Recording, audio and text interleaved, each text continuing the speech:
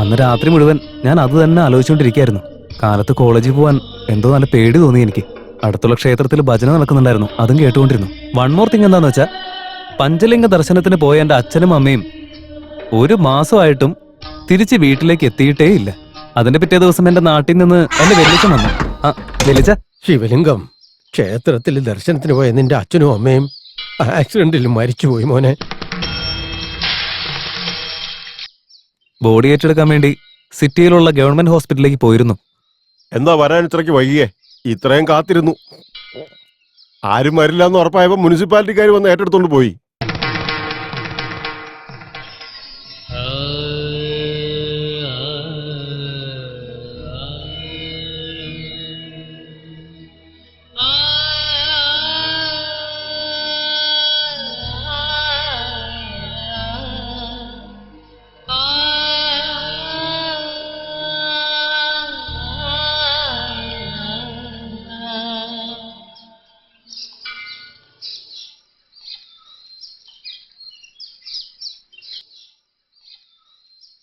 എടാ മോനെ, ഇനി നീ നാട്ടിലേക്ക് തിരിച്ചു പോയി എന്ത് ചെയ്യാനാ?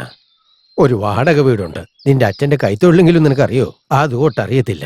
ഫീസ് അടയ്ക്കാനോ നിവൃത്തിയില്ല. ഇനി തിരിച്ച് നാട്ടിൽ ചെന്നിട്ട് എന്ത് ചെയ്യാനാ? അതുകൊണ്ട് നിന്റെ തീരുമാനം മാറ്റി സ്വന്തമായിട്ട് സമ്പാദിക്കാൻ നോക്ക്. നീ മരിക്കുമ്പം നിന്റെ വിയർപ്പിന്റെ സമ്പാദ്യം കൊണ്ട് വേണം നിന്റെ അന്ത്യകർമ്മം ചെയ്യാൻ.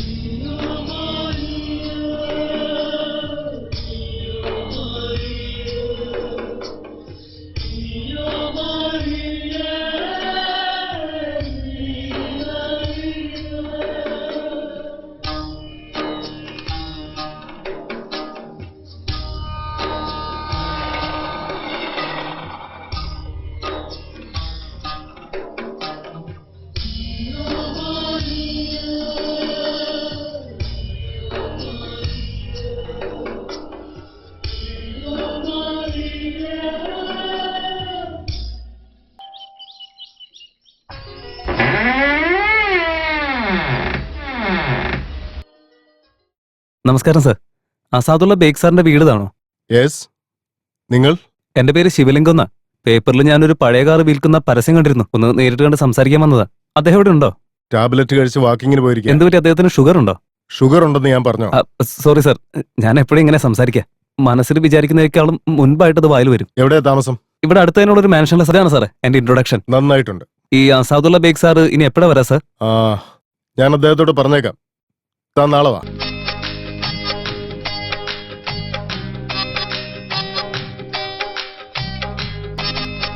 നമസ്കാരം സാർ. ഞാൻ ജോലിയിലായിരുന്നു. പെട്ടെന്ന് സാറിനെ കണ്ടത്, അതുകൊണ്ടാണ് ഇങ്ങോട്ടേക്ക് വന്നേ. അസാദുള്ള ബേഗ് സാറിന്റെ അടുത്ത് പറഞ്ഞിരുന്നോ? താൻ എന്തിനാ കാറ് വാങ്ങാൻ ആഗ്രഹിക്കുന്നത്? കാർ എന്ന് പറയുന്നത് എന്റെ സ്വപ്ന സാറേ. ചെറുപ്പം മുതലേ കാർ എന്ന് പറഞ്ഞ പ്രാന്ത എനിക്ക്. സാറിന് ഇപ്പൊ മനസ്സിലായിട്ടുണ്ടാവുമല്ലോ. Good, interesting. അസാദുള്ള ബേഗ് സാറിനെ കാണാനായിട്ട് ഞാൻ ഇന്ന് അങ്ങോട്ടേക്ക് വരട്ടെ? വേണ്ട, നാളെ വാ. സാർ, സാറിന് എപ്പോഴെങ്കിലും ഈ ലോട്ടറി കച്ചവടത്തിന്റെ എന്തെങ്കിലും പരിപാടി ഉണ്ടായിരുന്നോ? എന്താ? അല്ല, എപ്പോഴും നോക്കിയാൽ ഈ നാളെ നാളെ എന്ന് പറയുന്നത് കേട്ടിട്ട്.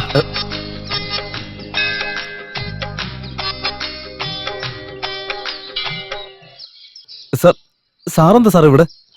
എല്ലാ വെള്ളിയാഴ്ചയും അമ്പലത്തിലും പള്ളിയിലും പോയി ഞാൻ പ്രാർത്ഥിക്കും. Beautiful sir. പിന്നെ ഈ കാറിന്റെ കാര്യം അസാദുള്ള ബേഗ് സാറിന്റെ അടുത്ത് പറഞ്ഞിരുന്നു സാറ്?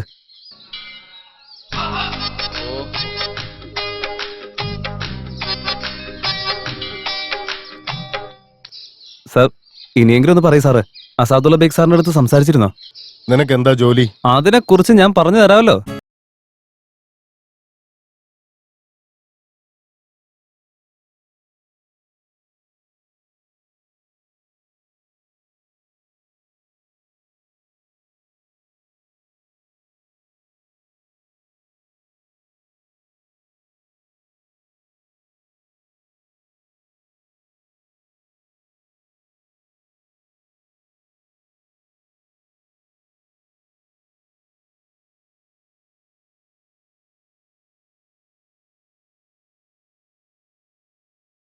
ഇതാണ് എന്റെ ജീവിതത്തിൽ നടക്കുന്ന കാര്യങ്ങൾ. താനൊരു കാര്യം ചെയ്യും. ഞാൻ നാളെ വരട്ടെ? Correct sir. അയ്യോ, ഇതാണ് ആ കാറ്.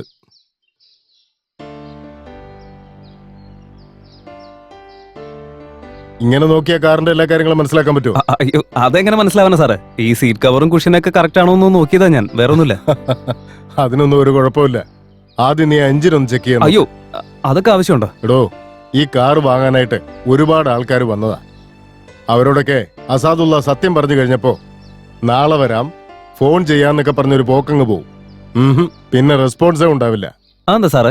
ഇതൊരു ദുശകുനം പിടിച്ച കാർ എന്ന് മറ്റുള്ളവർ പറയും. ഈ കാർ ഓടിച്ചോണ്ട് പോകുമ്പോ 2-3 പ്രാവശ്യം പന്നിക്കിട്ടിടിച്ചു. പന്നി ഇടിച്ചു കഴിയുമ്പോ എന്താ പറയാ? ദുശകുനം പിടിച്ച കാർ എന്ന് പറയും. അതുകൊണ്ടാ ആരും വാങ്ങാൻ വരാത്ത. ഇതിലൊരു രസം എന്താണെന്നറിയോ? പന്നിയെ വരാഹമൂർത്തി എന്നാണ് പലരും പറയാറ്. അതേ പന്നി കാറിലിടിച്ചാൽ അത് അൺലക്കി കാർ എന്ന് പറയും. That's our country. തനകത്ത് കയറിയിരുന്ന് നോക്ക്. തനിക്ക് വേറൊരു കാര്യം അറിയോ? ഈ അസാദുള്ള ഇല്ലേ, പുള്ളിയുടെ ഭാര്യ മരിച്ചു കഴിഞ്ഞപ്പോ ഈ കാറ് പിന്നെ പുറത്തെടുത്ത് ഓടിച്ചിട്ടില്ല. ഈ കാറ് കാണുമ്പോഴൊക്കെ പുള്ളിയുടെ വൈഫിന്റെ ഓർമ്മ വരും. അതൊക്കെ പോട്ടെ. താൻ ആദ്യം ശരിക്കും ആലോചിച്ചിട്ട് പറ, എന്നിട്ട് അസാദുള്ളയോട് സംസാരിക്കാം. ശരി സാർ, ഞാൻ വിളിക്കാം. താങ്ക്സ്. ഫൈൻ. പോയിന്റ് എന്താന്ന് വെച്ചാ, കാണാൻ ആള് ഭയങ്കര ഡീസന്റ് ആണെന്നൊക്കെ തോന്നുമെങ്കിലും പായസത്തിലെ പോയിസം പോലെ ഇയാള്. മനുഷ്യ വെറുതെ പേടിപ്പിക്കാൻ പാടുന്നു ഇങ്ങനെ. ഹലോ, ആ താൻ നാളെ വന്ന് എന്ത് പറയുമെന്ന് എനിക്കറിയാം. വേറൊരു നല്ല കാർ നോക്കിയോ. Good luck.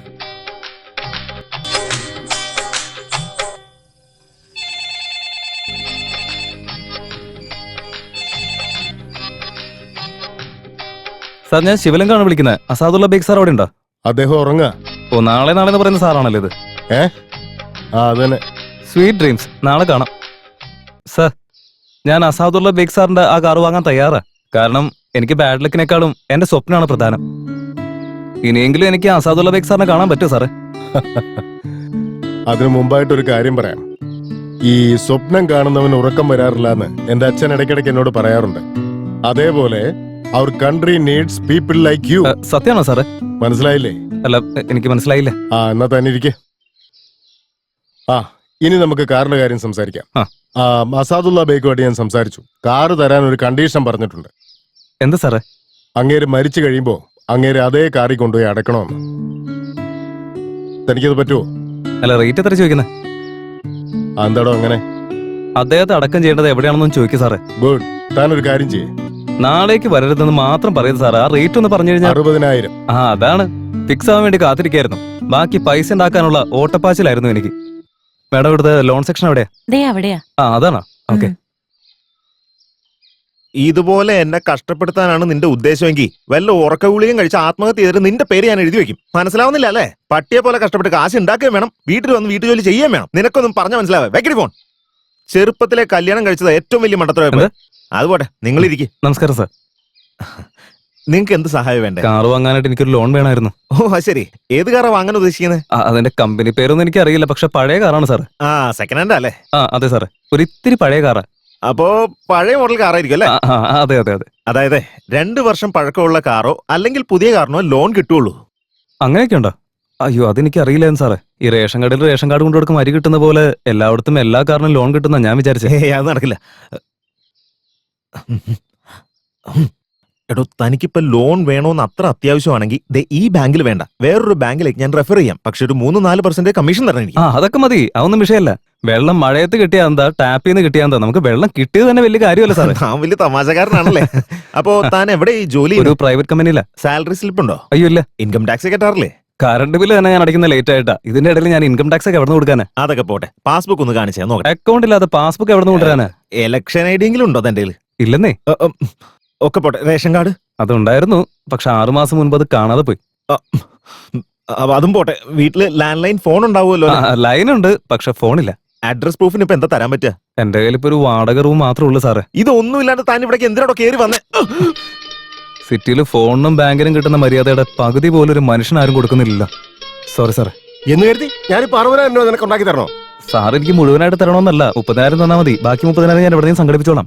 എന്റെ മോളെ നിനക്ക് കിട്ടിച്ചേരാന്ന് പറഞ്ഞല്ലേ? അപ്പൊ നിനക്ക് പറ്റില്ല. പിന്നെ ഞാൻ നിനക്ക് കാശ് തരുന്നത് എന്തിനാടാ? അല്ല സാറേ, അത് പിന്നെ നമുക്ക് ആന മെലിഞ്ഞാൽ തൊഴുത്തി കെട്ടാൻ പറ്റില്ലല്ലോ സാറേ. ഒരെണ്ണം വെച്ച് തന്നാണല്ലോ നിന്റെ മുഖത്തിന്റെ ഷേപ്പ് മാറ്റിക്കളെ ഞാൻ. എന്റെ മോൾക്ക് അതിന് അത്ര എന്താ കുറവ്? പിന്നെ എന്താ, ഈ ചെറിയ വാതിലിൽ കൂടെ പുറത്തു വരാൻ പറ്റില്ല എങ്കിലും അവക്ക് പുറത്തു വരാൻ വേണ്ടിയല്ലേ ഈ വലിയ വാതിൽ ഉണ്ടാക്കിയിരിക്കുന്നത് എന്ന് കരുതി തോന്നിയാസം പറയുന്നോ? എന്താ ഏട്ടാ ഇത്? പാവല്ലേ അവൻ 9 വർഷമായിട്ട് ഇങ്ങനെ പുറകെ നടന്ന് കെഞ്ചുവല്ലേ. സൗകര്യം ഉണ്ടെങ്കിൽ കൊടുക്ക്, പറ്റില്ലെങ്കിൽ പറ്റില്ലെന്ന് പറയ്. അതൊക്കെ വേണോ ആ ഒന്ന് സഹായിക്കും സാറ്. കാർ എന്റെ ഒരു സ്വപ്നമാ. നമ്മുടെ കമ്പനി കാറുണ്ടല്ലോ അവിടെ. സ്റ്റിയറിംഗും ടയറും മാത്രമേ കാറാവോ സാറേ. ഡാ, ഓ നിങ്ങളൊന്ന് ചുമ്മായിരുന്നേ. ശിവലിംഗം, നിനക്ക് നന്നായിട്ട് അറിയില്ലേ ഈ പുള്ളിയുടെ സ്വഭാവം എന്താണെന്ന്. നിങ്ങൾ എന്താ തീരുമാനിച്ചേ? ശരി, അകത്ത് ഒരു 20,000 എടുത്ത് കൊടുക്കാം. ഒരു 30,000 രൂപ കൊടുക്കുന്നേ. നോക്ക് മോനെ ശിവലിംഗം, എല്ലാ മാസവും ശമ്പളത്തിൽ ഞാൻ പിടിക്കും. ആയിക്കോട്ടെ സാറേ. ആ പിന്നെ കഴിഞ്ഞ പൊങ്കലിനെ നീയും ആ സുരേഷും കൂടി ഒരു മാല വാങ്ങിയില്ലേ? അത് ഇപ്പോഴും കഴുത്തിലുണ്ടോ? അത് ഇപ്പോഴും ഉണ്ട് സാറേ. എടാ, അത് ഇട്ടോണ്ട് നടക്കുന്ന എന്തിനാ? അതുകൊണ്ട് വിറ്റ് കഴിഞ്ഞാൽ ഒരു 4-5 കിട്ടൂലേ? നിനക്ക് കാറല്ലേ വലുത്, പിന്നെ ഇത് കഴുത്തിലിട്ടോണ്ട് നടക്കേണ്ട ആവശ്യം എന്താടാ? എന്റെ മുതലാളി കണ്ടാൽ ഒരു പൊട്ടനാണെങ്കിലും വയറ് നിറച്ച് ബുദ്ധി അങ്ങേർക്ക്. സോ 26,000 രൂപ ഞാൻ റെഡിയാക്കി. എനിക്ക് ഈ കോമൺ സെൻസിനേക്കാളും ഒക്കെ സെൻസ് കുറച്ച് കൂടുതലാ. പോലീസ് നായ പോലെയാ. ഒരു കാര്യം പറയാം, ഒന്ന് കേട്ടു നോക്ക് നിങ്ങള്.